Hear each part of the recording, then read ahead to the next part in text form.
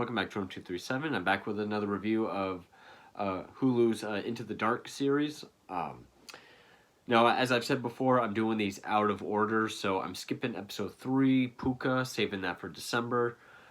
Might as well do episode 4, New Year, New You, for January 1st.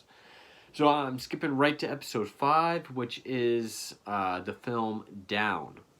Now, of course, as you can tell by the title and the poster, this takes place in an elevator. Now, this is not the first horror film to take place in an elevator. There was one called The Lift. There's one called The Shaft with Naomi Watts. There's the notoriously bad Devil from 2010 or 11, something like that. And yes, I don't know where my wristband went. It's been driving me nuts, but I'll find it. This, however, it's not badly directed at all. It does, to a certain point, kind of become super cliche, but with a bit of humor about itself, that's what saves it. However, like a lot of these films in the Into the Dark series, I feel like it shows its cards a bit too early, revealing what the twist or what the actual plot is or where it's going. I didn't really feel it needed it with this one. This is one I could say warranted its 80-minute runtime, which is something I kind of had an issue with some of these episodes. I feel like there wasn't enough material to stretch to 80 plus minutes. However, I'm the kind of horror fan or film fan that can watch a movie with a very limited setting, one that you could very easily turn into like a one-act play or something. And with this taking place about 90% of it in an elevator as more and more unfolds, that I really liked. With our really just two people who... Actually, I'll get into that now. It stars Matt Lauria and Natalie Martinez. They're basically our two leads, our two people throughout 95% of this film. Now, it was directed by Daniel Stamm, who directed The Last Exorcism, which is a found footage exorcist film that I actually enjoyed. Yes, I am one of the people that totally despised the ending, but I was surprised with the film. And this, I was equally impressed with. Now, the cinematography was by Scott Winnig, who I think has done a few of these, and features music by Matthew Margeson. Now, this is one of those movies to go into blind, and the more of these Into the Dark films I see, the more I see it is kind of a, extended Twilight Zone, where there is sort of a twist or something, sort of a kink in the plot that sends it in a different direction. So I'm going to start saying spoilers a bit earlier, because the way the premise made this sound was I was expecting more like the recent IFC film, The Night, which is about a married couple who can't leave this hotel until they confess their sins to each other. Then they'll be able to leave. I thought this was going to be that kind of supernatural route where they're stuck in this elevator until they relinquish something. Doesn't go that route at all. It is very much grounded in reality. And once it gets to a certain point, maybe around the halfway mark, it becomes a by-the-numbers kind of film that it is. Now, the thing that works the best for this is the utilization of its setting. It is a very interesting looking elevator. It is a cool looking elevator. Also, the chemistry between our two leads is very well done. I do buy that these are people that are meeting for the first time, trying to make the best out of a crappy situation. Going from small talk to, kind of playing games with each other, sharing drinks because that's all they bought. The idea of having to go to the bathroom with a stranger there. But there is kind of a metaphor that's being told that I'm going to save for spoilers because I don't want to give everything away. Because really, once I say what the twist is about halfway through, you can pretty much tell how the rest of the movie is going to be. And but even though it is by the numbers after that point, it is fun and entertaining. It does have a sense of humor about itself, like how over the top it is. It's definitely aware of the kind of movie it is, but I think the metaphor and the way it goes about it might actually be the best aspect because I like the way it tells that. But yeah, I mean, I can see why people might find this film boring because it is two people, one tiny location throughout pretty much all of the film. But I love limited cast and limited setting films, so it worked for me. Is this one of the best of the Into the Dark series so far? For me, kind of. I'd probably still say Pure is my favorite. I would say it did do more with its plot than, say, The Body or Flesh and Blood did. But it's still worth your time. It's still worth checking out. So I can't really say much more without getting into spoilers. So I can recommend it, but from here on out is spoilers. So yeah, we're made to believe that these are two people getting on the elevator at the same time. This does take place during Valentine's Day. This is the Valentine's Day month. This came out in February. So there's going to be a long 3-day weekend. That's why they're trapped in this elevator for 3 days.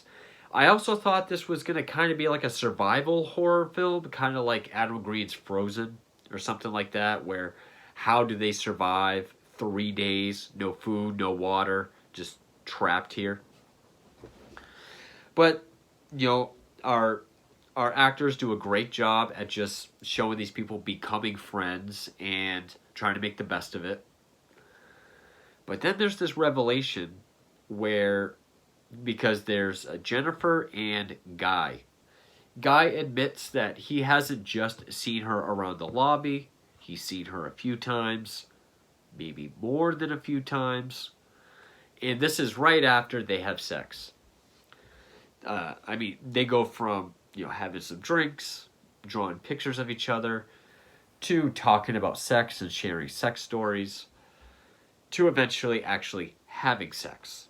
And it's right after this point where he kind of says, like, wow, kind of makes it sound like he's reconsidering his life. And she says, hey, look, I was on my way to New York to get back with my ex-fiance. That's what my weekend was going to be. He gets pissed, and he admits to her, oh, okay, I've seen you more than a couple times around the office. I actually don't work for the accounting firm that I said so. My name isn't even Guy. So that's when you find out he planned this whole thing. He's a security guard named John Deakins. He has a key to the elevator. And as soon as that happens, you can tell, okay, this is going to be another stalker film. Which it is. But at the same time, he goes to put the key in to let her go. There's a bit of a scuffle. She kicks and misses, breaks the key, so it's still locked. They still can't get out. And from then on, it becomes this abusive, delusional, like, why would you do this to me? And, forces her to open her presents to her ex. He treats him like it's his own presents. And really what the movie's doing is showing you the birth, duration, and death of a abusive relationship. We see the meeting, getting to know each other, having sex, the downfall, the abuse, the unable to get away, always being pulled back in, and then the eventual breakup or the death of one of them. Which also in this elevator, there's a little advertisement that I guess the company puts on for this resort out in like the tropics, and it keeps showing this happy couple. So there's like the juxtaposition of a happy couple versus what is going on with them. And I thought that might have been a little more interesting than the entire film. I like the idea of sort of metaphorically showing us an entire toxic relationship.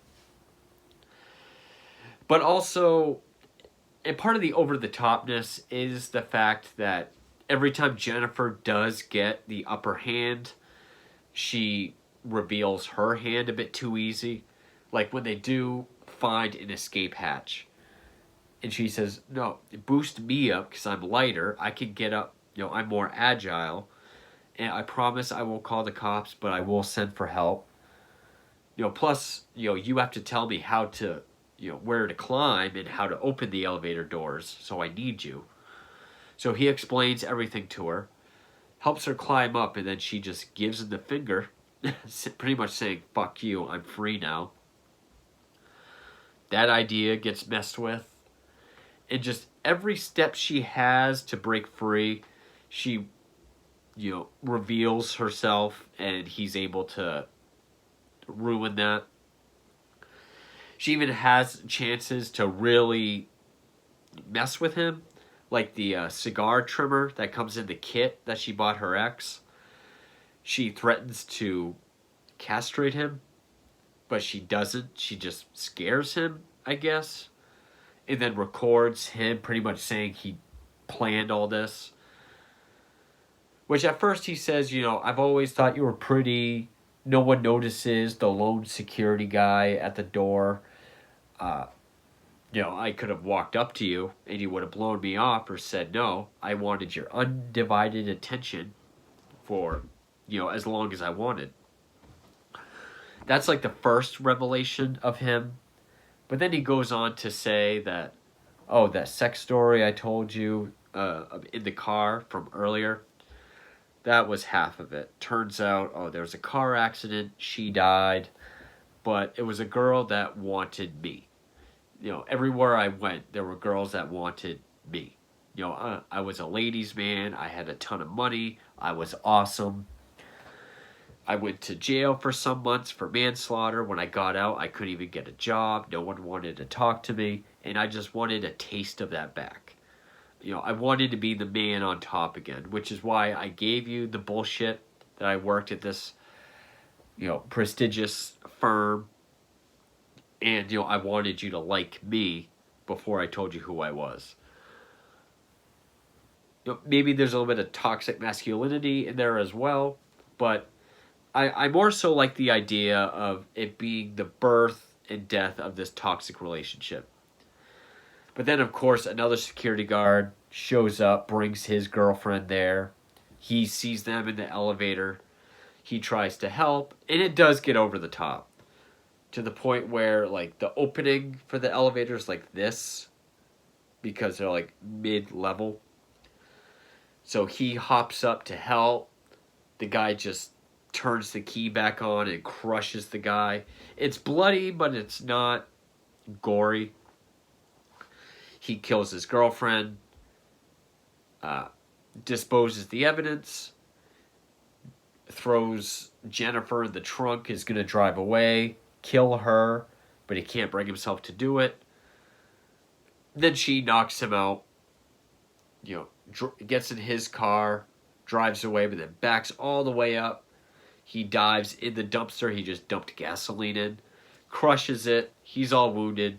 She takes the cigar that was going in the car, puffs on it, flicks it into the dumpster. He burns alive. End of movie. Now, this could have been more interesting if they had either prolonged the twist where, like, maybe they will start seeing each other. Like, maybe they do like each other, they hit it off, she agrees to date him. But then more and more things unfold somehow to show that he's been lying. Or have him reveal to the audience that he's not who he says he is, to help build suspense for her sake. I think that could have made it more interesting. but it's still plenty entertaining for what it is. And I do think the idea of the metaphor is what helps it along. And I know that the over the topness of the final act is intentional, and it's almost like a parody of itself, like these kind of stalker films. But it's still an entertaining movie. And I would say this is one of the better ones I've seen thus far of the Into the Dark series. So I will be doing more of these, so stay tuned for those. And thank you for watching.